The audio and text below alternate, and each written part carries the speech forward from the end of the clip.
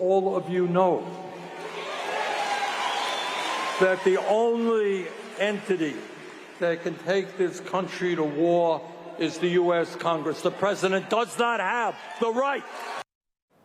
On Saturday in Oklahoma, that was Senator Bernie Sanders delivering remarks at a fighting oligarchy rally when President Trump announced the United States had successfully attacked 3 nuclear sites in Iran.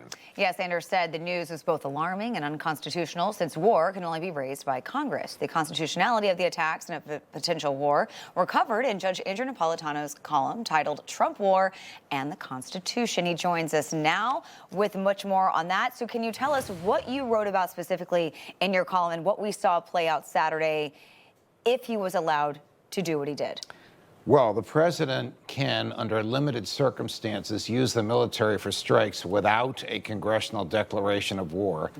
Under the War Powers Resolution, a 1973 era statute enacted over President Nixon's veto, which says if the president is using the military in order to protect American national security or in fulfillment of a treaty obligation, he can do so for a very limited period of time. He must inform Congress within 48 hours.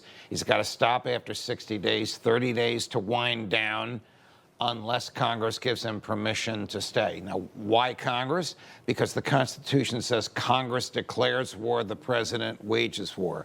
So what Senator Sanders said was technically correct. Now, the president will argue that this is a national security issue, that he attacked the Iran nuclear enrichment facilities in order to prevent them from, we know this argument, from prevent them from making a nuclear weapon that could be delivered to the United States, Israel, and elsewhere.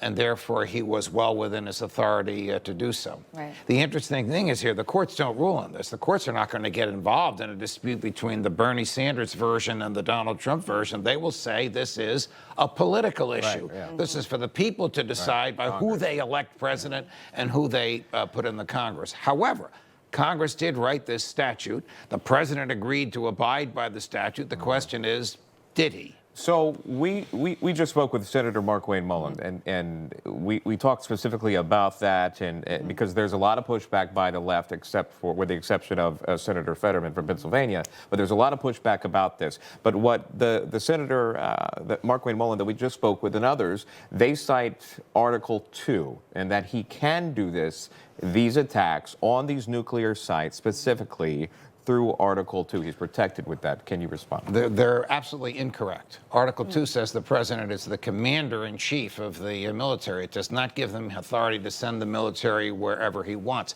However, the statute, the War Powers Resolution, the one that requires him to give notice to the Congress, does give him some leeway. This consists of Congress delegating away to the president a little bit of his war-making authority. For example, on 9/11, they're about to attack. Does George Bush have to go to Congress? Of course not. Yeah. If somebody is about to attack the United States, the president can attack back. He can strike before they strike.